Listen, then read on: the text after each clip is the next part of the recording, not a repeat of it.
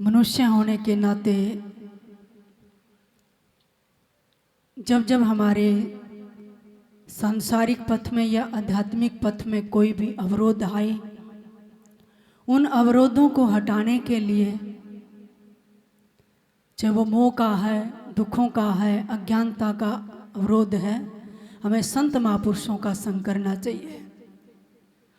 क्योंकि सत्संग से हमारे जीवन का केवल श्रृंगार ही नहीं होता, यह भक्ति हमारे जीवन के मोक्ष का मार्ग भी प्रशस्त करती है। जीवन के समस्त अवरोधों को हटाती हुई हमारे जीवन को एक नई दिशा भी देती है। लोक लोकांतरों के सुख की प्राप्ति कर समस्त संसार की व्याधि को भी हर लेती है। इसलिए हमारे जीवन को ऊंचा उठाने के लिए, भक्ति मार्ग पर लगाने के लिए सतगुरु मंदिर छोड़ कबीर साहब जी महाराज 627 वर्ष पूर्व काशी पावन नगरी लहर तारा तालाब में बंदी छोड़ दी एक कमल पुष्प पर प्रकट हुए थे। इस संसार में कोई भी आता है वो माँ के गर्भ से जन्म लेता है, उसका जन्म मृत्यु होता है, लेकिन सतगुरु बंदी छोड़ शब्द स्वरूपी हैं, उनका जन्म और मृत्यु नहीं होता। वो प्रगट होते हैं और अंतर्ध्यान होते हैं। तो फिर आए कैसे? तो सतगुरु जी प्रमाण देते हैं, गरीब गगन मंडल से उतरे साहेब पुरुष कबीर, चोला धरा खवास का तोड़न जम जंजीर। सीधे डायरेक्ट आकाश से, गगन मंडल से उतरे सतगुरु। बहुत तेज पुंज प्रकाश जैसे सूर्य का गोला होता है, ब्रह्म मुहूर्त में लहर तारा तालाब में वही प्रकाश पुंज एक कमल के पुष्प पर बच्चे के रूप में, बालक के रूप में वितरित हो गया। पूर्व जन्म की तपस्या, भक्ति, बहुत धर्म कर्म के कारण नीरू नी माँ को दर्शन हुआ और उन्होंने अपनी गोद में लेकर घर आ गए। सतगुरु बंदी छोड़ कबीर साहब महाराज जन्म मृत्यु से रहित हैं। हम काल और माया के बंधन में बंध कर आते हैं, लेकिन वो काल माया उनके बंधन में बंधी होती है। गृह जेते आवत जात हैं सब माया के माही, विरक्त एक कबीर है जाकी सरवर नाही। वो तो विरक्त है, उनको कोई लेन देन, कोई लाग लपेट नहीं है, वो तो पूर्ण फकीर है, परमात्म स्वरूप है। जब सतगुरु कबीर साहब को नीरू नीमा घर ले आए तो उन्होंने सोचा बच्चे का नाम भी रखना चाहिए। भी संसार में कोई आया उसका नामकरण जरूर होता है ना। हर बच्चा अनामी पैदा होता है, नाम तो हम देते हैं, फिर नाम रूप में हम बंध जाते हैं। सतगुरु ने शुरू से ही सबके भ्रम तोड़ने शुरू कर दिए। अब उनका धर्म बदलवा के थे वो ब्राह्मण मोमन बना दिया था, है ना। तो उन्होंने काजियों को बुलाया और वो कुरान लेकर आए। जब खोल के और अक्षर देखने लगे, जैसे आप अपने बच्चे का नाम रखवाते ग्रंथ साहब से, और सतगुरु की कृपा से जो पेज निकले उसके प्रथम अक्षर से नाम रखा जाता है। और संतों की वाणी का तो एक एक अक्षर शुभ होता है। और अब क्या कहने लग जाते हैं, बच्चा उस नक्षत्र में पैदा हुआ था, इस अक्षर से नाम निकला है, कभी कुंडली ना बदल जाए। अरे मैं कहती हूँ संतों के ग्रंथों से नाम रखाओगे सारी कुंडली बदल देंगे, कुंडल भी बदल देंगे, सारा सब कुछ। तो सतगुरु जी कहते हैं भक्ति मुक्ति ले उतरे मेटन तीनों ताप, मोमन के डेरा लिया कहें कबीरा बाप। कहते भक्ति और मुक्ति लेकर उतरे थे, यानी जीव भक्ति करें, मुक्त फिर परमात्मा की मुक्ति प्राप्त करें, इनका आना जाना खत्म हो जाए। तो शिव जी भगवान ने सोचा काशी तो शिव की नगरी, विश्वनाथ नगरी है, कि नगरी में आए हैं पूर्ण ब्रह्म सतगुरु कबीर साहब हैं जो चारों युगों में आते हैं, अब उनका दर्शन करना चाहिए। और शिव जी भगवान उतर कर आए शिवपुरी से, कहाँ पर? नीरू नीमा के घर। और सतगुरु को गोद में ले लिया। गोद में लेते ही चार आंख होगी शिव जी भगवान की और कबीर साहब की। और कबीर साहब के शरीर से कमल जैसी खुशबू आती थी, और कोई पहचान नहीं पाया कि ये योगी कौन आए हैं। तो गरीबदास महाराज ने तो दिव्य दृष्टि से देख लिया। गरीब शिव उतरे शिवपुरी से अवगत बदन विनोद, मैं के कमल खुशी भय लिया इसको गोद। अब दो ईश्वर, ईश्वर इस हम किसको कहते हैं? शिव जी भगवान को भी, और वो भी ईश्वरों के ईश्वर हैं कबीर साहब। जब आंख से आंख मिली तो प्रणाम किया और मन ही मन आपस में वार्तालाप हो गया। फिर शिव जी भगवान तो उनको माँ को देकर अंतर ध्यान हो गए। लेकिन जो कुरान खोली तो उसमें हर जितने भी आयातें लिखी हुई थी नमाज की, वो सारी की सारी बदल के, सारे अक्षर बदल के, कबीर कबीर कबीर कबीर सारे पेज जहाँ पर वही दिखाई दिया। तो उनकी आँख खुली कि ये तो कोई बहुत बड़ी शक्ति उतर कर आए हैं, ये छोटी शक्ति नहीं है। तो कबीर साहब जी संसार में शब्द स्वरूपी आए, ज्योति स्वरूपी आए और हमारे काल जाल के बंधन काटने के लिए आए और भक्ति का परवाना लेकर आए। इसलिए हम उनको क्या कहते हैं? बंदी छोड़ कहते हैं ना, बंदी छोड़। सदगुरु कबीर साहब की जय, बंदी छोड़ गरीबदास महाराज की जय, गीसा सन जी महाराज की जय, नानक साहब की जय। इन सबको बंदी छोड़ कहते हैं, क्योंकि जो हम बंधनों में बंधे हुए हैं इनसे सदगुरु छुड़ाते हैं। गरीब अनंत कोट ब्रह्मांड में बंदी छोड़ कहाए, सो तो एक कबीर है जननी जलाल माए। किसी माँ के भौतिक शरीर के उदर से पैदा नहीं हुए, रजबीरज से पैदा नहीं हुए हैं, क्योंकि वो तो स्वयं सबका ही बीज है। सतलोकवासी आत्मा थे। तो हमें अमर करूं सतलोक बैठाऊं, ताते बंदी छोड़ कहूं। अब ये बताओ, परमात्मा ने हम संसार में भेजा, फिर बांध क्यों दिया? किसी ने नहीं बांधा है, हम ही बंधे हुए हैं। बंधन होता है बाहर, पकड़ होती है भीतर। तो किसी ने नहीं बांधा है, हमारी जो भीतर से पकड़ बनी हुई है ना, उसको छुड़ाते हैं। वो पकड़ कैसे बनी हुई है तो सदगुरु बाणी में समझाते हैं कबीर साहब जी, अपने आप ही विसारो, अपने आप ही विसारो, जैसे स्वान कांच मंदिर में घुसते भूख मरो, जो केहरी बपू निरख कूप जल, 10 प्रतिमा देख डरो, आपने आप ही विसारो। हमने खुद को खुद से ही विसार दिया, खुद को ही भुला दिया है। कैसे? जैसे एक कुत्ता, किसी ने सुंदर मकान बनाया महल, और उसमें सब जगह ऊपर नीचे दाएं बाएं शीशे लगे हुए थे। दरवाज़ा खुल गया गलती से और कुत्ता अंदर प्रवेश कर गया, और मालिक ने दरवाज़ा बाहर से बंद कर दिया। अब कुत्ते ने देखा चारों तरफ कुत्ते दिखाई दिए। अब बेचारे की वैसी बुद्धि पशु योनि के कारण उन्हें सोची बहुत सारे कुत्ते हैं ये तो, और कुत्ते को कुत्ता देख के भौंकता है। तो उसने भौंका तो सारे सब शीशे में जो परछाई दिखाई दी उनसे भी भौंकने की आवाज़ आई। फिर उसने और जोर से भौंकना धाड़ना शुरू किया तो उसमें से भी आई। तो उन्होंने सोचा पहले इसको मारूं, दाएं वाले को, बाएं वाले को, ऊपर वाले को, शीशों में टकरा टकरा के। सदगुरु कहते हैं भरमत भूख मरो, अंदर भौंक भौंक के मर गया टकरा के शीशों से। जब मालिक ने देखा तो देखा ओहो ये तो अब परछाई देख के मर गया, दूसरे कुत्तों को समझ के। यानी था वो एक ही। तो संसार में जो रूप दिखाई देते ये उस परमात्मा की परछाई, हम नाना रूप समझ के और लड़ने झगड़ने में यहीं फंसे रहते हैं। फिर सदगुरु कहते जो कि हेरी बपू निरख कूप जल।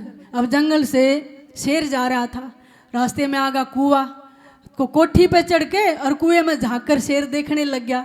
तो कुएं के अंदर जल था, उसमें अपनी प्रतिमा देख डरो दूसरा शेर दिखाई दिया। अब है तो जंगल का राजा, इतनी बुद्धि उसका भी नहीं किया तेरी परछाई, उसने सोची दूसरा शेर है। तो उसने धाड़ा तो कुएं में जो परछाई थी उससे भी धाड़ने की आवाज़ आई। और कुएं में जाकर धाड़ोगे ना, बोलोगे तो और ज़्यादा आवाज़ आती है हमेशा। तो वो भी धाड़ा, उसने सोचा अच्छा ये दूसरा राजा कैसे आ गया, तो उस पर झपटा गया कुएं में। अब कुएं से कैसे निकाले, कुआं तो बहुत नीचे था, वो भी उसमें पड़ के मर गया अपनी परछाई देख के। फिर सदगुरु कहते हैं हाथी सपटिक शिला परे, कहते हैं वैसे ही गज सपट शिला परे, दसननी आने अरो, मरकट मोट स्वाद नहीं बोरे, घर घर रटत फिरो। फिर सदगुरु जी फरमाते हैं तीसरा प्रमाण कि जैसे हाथी है जंगल से सपटिक शिला होती है ना, उसको भी उसमें अपनी परछाई दिखाई दे तो क्या करेगा, अपना मुंह मारता, सूंड मारता उस पर सपटिक शिला पे, उसके सारे दांत टूट जाते, अपनी ही हानि कर लेता है। फिर बंदर पकड़ने वाले क्या करते हैं, जंगल में मटका दबा देंगे मिट्टी में, उसमें जब बंदर देख रहा होगा तो उसमें चने डाल देंगे। अब दूर बैठ जाएगा पकड़ने वाला बाजीगर, तो बंदर जाएगा चना निकालना चाहेगा। अब मुट्ठी जब डाली खुली थी, अब मुट्ठी भर के निकालेगा, उसका मुंह संकरा होता मटके का, तो मुट्ठी फंस जाती है। अब देखता बंदर क्या करूं, मुट्ठी छोड़ दे तो चने जाए, अरे मुट्ठी ना छोड़े तो बाजीगर उसको पकड़ लेता है। कहते स्वाद के कारण वो बाजीगर उसको पकड़ के और घर घर नचाता है। देखो जो स्वतंत्र था जंगल में, अब गले में रस्सा आ गया और जैसा चाहे वैसा नचाता है घर घर में। ऐसे इस माया काल ने हमारे गले में भी हम विषयों के चक्कर में स्वाद में फंस गए, अपना पट्टा डाल लिया और हमें कभी इस लोक में कभी इस योनि में नचा रहे हैं। हम भी बाजीगर के बंदर की तरह नाच रहे हैं। फिर सदगुरु कहते हैं, कहें कबीर ललनी के सुगना तो ही कवने पकड़ो अपने आप ही बिसारो। अब तोता पकड़ने वाले क्या करते हैं, दो पेड़ों के बीच में एक रस्सी बांध देते हैं, है ना, और उसमें छोटी छोटी डंडी बांध देते हैं। और तोता उन डंडियों पर जाकर बैठता है तो वो हल्की होती हैं, तुरंत वो उलट जाता है, उसके पैर ऊपर है, अरे सिर नीचे हो जाता है। तोता उसको पकड़ लेता ताकि मैं नीचे पड़ के मर ना जाऊं। ये भूल जाता तेरा पंख है, अगर उड़ गया तो तू पर नीचे नहीं गिरेगा, तो वो पंख फड़फड़ाना भूल जाता है और तुरंत वो तोता पकड़ने वाले उसको पिंजरे में, सारी उम्र उसकी स्वतंत्रता खत्म हो जाती, पिंजरे में फंस जाता है। सदगुरु कहने लगे, तुम भी इसी प्रकार नलनी के सुए की तरह, तुम्हारी भी पंख हैं, फड़फड़ाओ, तुम भी अपने लोक में जा सकते हो, लेकिन मरने जीने के डर से और इस माया के प्रपंच में तुम भी इसकी रस्सी में बंध गए और इसके काल के पिंजरे में तुम भी नहीं निकल पा रहे हो, अपने आप को तुमने भुला दिया है। तो बंधा किसी ने नहीं है, हमारी पकड़ है। तो पकड़ और बंधन में अंतर होता है। एक हाथी वाला हाथी ले जा रहा था, छोटी सी खुट्टी गाड़ी और उसका बांध दिया। अब संत देख रहे थे, उसने सोचा हाथी इतना विशाल का है और छोटी ही लठ गाड़ कर उसके पतली रस्सी से बांध दिया। तो हाथी वाले महंत से कहा, भाई तूने पतले ही डंडे से और पेड़ से रस्सी से बांध दिया, हाथी तो बहुत विशाल है, पैर बांध दिया तुड़वा कर चला जाएगा। कहने लगे जी नहीं, ये बंधा रहेगा, यहीं खड़ा रहेगा। क्यों? जब ये छोटे छोटे होते हैं ना हाथी के बच्चे, तभी इनको रस्सी से बांधा जाता, खुट्टे से। ये तोड़ने की कोशिश करते हैं लेकिन तोड़ा नहीं पाते हैं। धीरे धीरे बड़े होने तक इनके मन में ये बैठ जाता कि हम रस्सी को नहीं तोड़ सकते हैं। हमारे मन में भी यही आ गया कि ये बंधन हम नहीं तोड़ सकते। तुमने न्यू कहा ना, भक्ति करा करो, सुबह उठ कर ध्यान करो, रात को बिना मंत्र जप किए सोया मत करो, है, थोड़ा समय निकालो, सुबह का, शाम का, रात का, जो गुरु मंत्र है उसका सुमरण करो। नहीं मन लगता माला से करो, हैं, फिर और मन करे उपांशु जप करो, मानसिक करो, फिर रात को बैठकर सुरती श्वास में करो, है ना, नाद की साधना करो। तो आपकी यही शिकायत होती है जी हम तो इतने बंधन में पड़ गए, छूट ही नहीं सकते, मौका ही नहीं मिलता। सबको बराबर टाइम दिया है, किसी ने नहीं बांधा है, ना परिवार ने, ना तुम्हारे बच्चों ने, हमने पकड़ बना रखी है। कबीर साहब भी घर में थे, ताना बुनते थे, हैं, रविदास जूती गाड़ते थे, नानक साहब कपड़े का काम करते, गरीबदास जी खेती करते। वहाँ तो सतगुरु बन गए, हम लोग केनू बने बैठे हैं, क्योंकि उन्होंने भीतर से संसार को नहीं पकड़ा, संसार में तो रह रहे थे। इसलिए सदगुरु बंदी छोड़ थे और वो हमारी बंद छुड़ानी, ये बताने के लिए कि पकड़ थारी है, छोड़ दो इसको, अमर करूं सतलोक पठाऊं ताते बंदी छोड़ कहूं। यहाँ से छुड़ा के और सतलोक में ले जाऊंगा, इसलिए तो मैं बंदी छोड़ कहता हूँ। तो उस समय जब सदगुरु कबीर साहब जी काशी के अंदर आए, बहुत विद्वान थे, संप्रदाय मत भेद अंधविश्वास पाखंड ये बहुत बोलबाला था। इसलिए सदगुरु कबीर साहब उनका खंडन करते थे, तो विरोध हुआ तो शेख तकी के कहने से सिकंदर लोधी ने सदगुरु की 52 कसौटी ली और वो दुख दिए। 8 पैर पत्थर बांध कर गले में गंगा में डुबोना चाहे, 8 पैर तोप गोले छोड़े, लेकिन सदगुरु का बाल बाका नहीं हुआ, क्योंकि 5 तत्वों से शरीर निर्मल था ही नहीं और आत्मा तक संसार का कोई हथियार नहीं पहुंच सकता है। नैनम छिदंती शस्त्राणी नैनम दहती पाको न चकलेदंत तापो न शोषती मारुता है। नहीं आत्मा को शस्त्र काट सकते हैं, न अग्नि जला सकती है, न वायु सुखा सकती है। तो सदगुरु को पहाड़ से भी गिराया और सदगुरु को एक झोपड़ी बना के अग्नि लगा के भी जलाना चाहे, लेकिन नहीं जले ना, क्योंकि उनका जो नाड़ी तंत्र शरीर होता है वो नहीं था।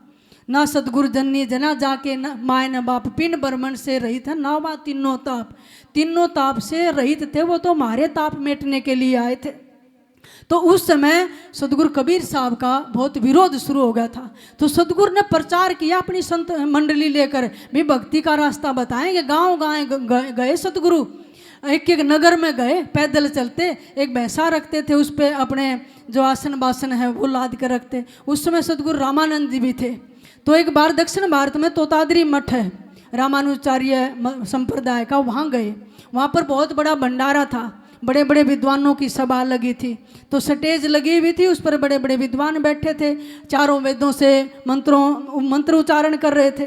तो सदगुरु भी वहाँ पहुँच गए अपनी संत मंडली के साथ। उन्होंने देखा भी रामानंद जी भी वैष्णव संप्रदाय के हैं और उनके शिष्य हैं कबीर साहब। तो आदरीन का भी करना बैठा लिया। लेकिन जब वेद मंत्र उच्चारण हो रहा था, कबीर साहब को टाइम नहीं दिया बोलने का। क्यों नहीं दिया? अभी पढ़े लिखे तो है नहीं और खंडन और करेंगे तो बाद में कल भी भंडारा होगा। सोचा हम तो विद्वान और ब्राह्मण हैं, जिन्हें उधारी जी हमारी पंगत में ना बैठ जा। तो उस समय जाति छुआछात ज़्यादा थी। उन्होंने शर्त रख दी भी जो वेद मंत्रों का उच्चारण जानता है, कंठस्थ है, वो तो एक पंगत में बैठेंगे, बाकी दूसरी पंगत में। अब कबीर बैठेंगे नहीं, अपने आप दूसरी में बैठेंगे। अब कबीर ने सोचा कि भ्रम तोड़ना पड़ेगा। वो दूर से भैंसा खड़ा था जो साथ वो आसन बासन रखते थे। कबीर साहब ने कहा भाई भैंसे इधर आ। वो भैंसा आ गया। अब उस पर मारी थपकी और सिर पे धर दिया हाथ। अब वो भैंसा बोल रहे, सारे वेद मंत्र बोलने लगा जितने वो विद्वान खड़े थे। ओम सहसर शीर्षा पुरुष सहस्राक्ष सहसर पाता है स भूमि सर्वत है सुपृत्वाद तिष्ठुत अंगुलम। ओम स्वस्ति न इंद्रो वरिष्ठर्वा स्वस्ति न पूखा विश्ववेदा स्वस्ति तारक्षो अरिष्ट नेमि स्वस्ति नो बृहस्पति ददातु सर्व मंगल मांगली सर्वे सर्वाद साधिके। और वो भैंसा बोल रहे, सारे विद्वान मुंह का ना देखें। फिर कबीर साहब कहने लगे जा भाई वैसे अब तू बैठ जा इनकी पंगत में। इन्होंने कहा था जो वेद मंत्र उच्चारण करेगा वो भोजन करेगा, मैं तो दूसरी मैं कर लूँगा, तू बैठ जा इनकी पंगत में। तब सारे विद्वानों ने चरण पकड़े कबीर साहब के और वहाँ कितनों ने शिष्यत्व धारण किया, कबीर साहब का भ्रम तोड़ा कि तो पूर्ण परमात्मा है। तब कबीर साहब ने पूरी मंडली बैठाई, भोजन कर लिया। तो वो उपदेश दिया था गरीब पढ़ना गुणना रोग है उलझे दुनिया माही 52 अक्षर बंद रहे आगे की सुध नाही। कहने लगे बाहर की जो विद्या है ना, पढ़ना गुणना, ये तो शास्त्रार्थ करके एक दूसरे को नीचा दिखाना है ना, और वाद विवाद की विद्या है भाई, इसमें उलझ कर रह जाओगे। 52 अक्षर से परे, यानी जितनी भी विद्या है शास्त्रार्थ है उसमें कितने अक्षर हैं? व्यंजन, स्वर और व्यंजन है, 52 अक्षर होते हैं। लेकिन जो शब्दातीत अवस्था है वो नी अक्षर परमात्मा, वहाँ कोई अक्षर काम नहीं करता। कहने आगे की शुद्ध को ना तुमने इन 52 अक्षर तक उलझे हुए हो। तो इसलिए कबीर साहब अनपढ़ कहलाते थे, लेकिन उन जैसा विद्वान नहीं था, शास्त्रों का ज्ञाता नहीं था। फिर सदगुरु कहने लगे ये अक्षर सीख कर और अहंकार हो गया। तो सदगुरु फरमाते हैं गरीब आदि साखी सिर कटे सारा शब्द न बूझिया अक्षर लाग पड़े क्या होई मालक तख्त न सूझिया। कहते हैं आदि साखी सिर कटे सारा शब्द न पूजिया, ये अक्षर ज्ञान करके और तुम अहंकार में भूल गए। जो शब्द की साधना थी, साधो शब्द साधना कीजिए जेही शब्द से प्रगट भय सब सोई शब्द गह लीजिए। ऐसे तो विवेक की बिरले संत होते हैं जो शब्द की साधना करते हैं, नहीं तो संसार में पता नहीं किस किस तरह से भ्रमित कर रखा है। ये भक्ति कर लो, ये भक्ति कर लो, हमें उलझा के रखा है। सदगुरु कहते हैं लाखों अक्षर पढ़ लो लेकिन मालिक का तख्त ही नहीं सूझा। कहाँ बैठा परमात्मा, कैसे मिलेगा, वहाँ तक कैसे जाए। तो सदगुरु जी फरमाते हैं गरीब ललोपतों की भक्ति है 3 लोक जगमाही तन धन मन अर्पण करे शौकीन बिरले ठाई। कहते हैं ललोपतों की भक्ति है, ठाकुर यू पूज लिया, ये चढ़ा दिया, वो कर दिया, टिक्के टूर्णमन कर दिए, लेकिन वह कर्म बदले नहीं, हमारे व्यवहार बदला नहीं, रहन सहन बदला नहीं, आदतें बदली नहीं हैं। और देखो काली का जाकर बकरा चढ़ाओगे, उस जीव ने क्या गलती कर दी, कहाँ काली बकरे खाती है, जीव हिंसा करते, इतना मोटे पाप करते हैं, मुर्गे काट देते हैं, एक छोटा सा चूजा होता है। अब उस मुर्गे का छोटा सा प्यारा बच्चा कोई होते तुम्हारे बच्चे को काट दे किसा लगेगा, और थाली में परोस कर दे खा लोगे। इसलिए जीव हिंसा नहीं करनी। सदगुरु यही तो विरोध करते थे, आलोचना भी करते थे। निंदा मेरा आलोचना में अंतर होता है। निंदा होती है दूसरे को गिराने के लिए और आलोचना होती है दूसरे को मार्ग दिखाने के लिए, उसके पाखंड का खंडन करने के लिए।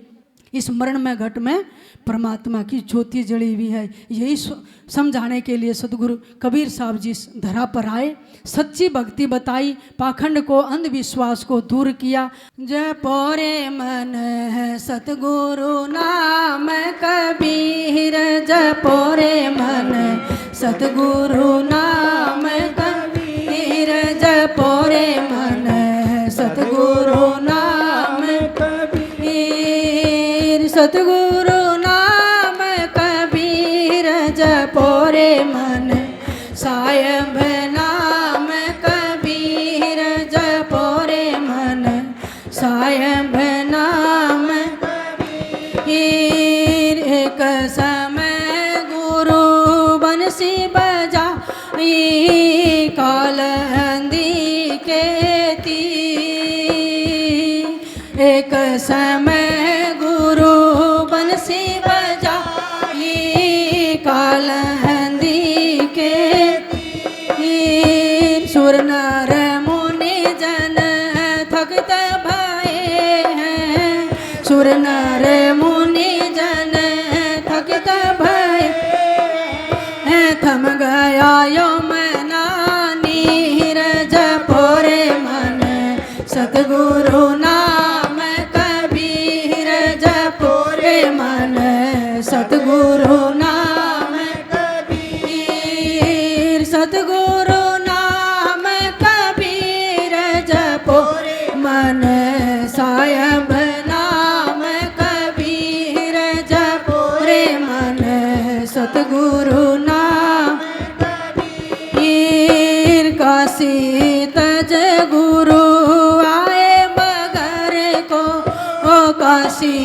तज गुरु आए मगर को, दोनों दिन के पीर।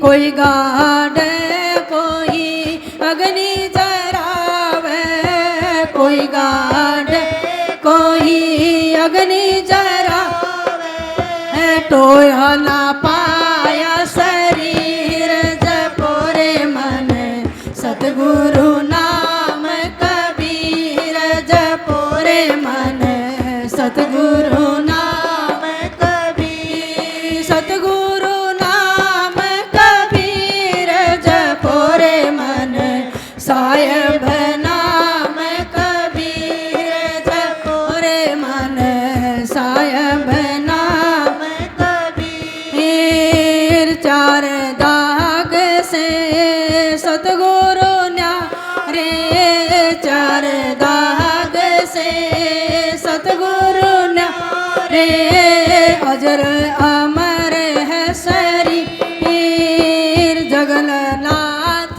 का आसन था रे क्या, जगन्नाथ का आसन था रे प्यार, अट गया सागर नीर, जय पोरे मन सतगुरु नाम कबीर, जय पोरे मन सतगुरु नाम कबीर। आशा रूपी समुदर हटाया ऐसे गुरु गंभीर, आशा रूपी समुदर हटाया ऐसे गुरु गंभीर। दस मलूक सलूक कहते हैं, दस मलूक सलूक कहते हैं, खोजो खसम कबीर, जय पोरे मन सतगुरु नाम कबीर, खोजो खसम कबीर, जय पोरे मन सतगुरु नाम कबीर, जय पोरे मन सतगुरु नाम कबीर, सतगुरु नाम कबीर, जय पोरे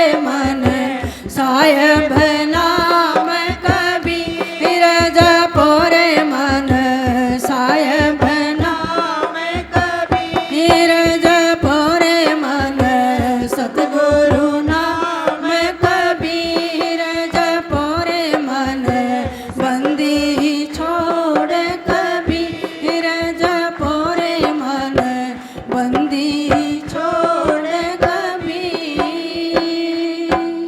बोलिए सदगुरुदेव भगवान की जय। सत सा। ओम शांति।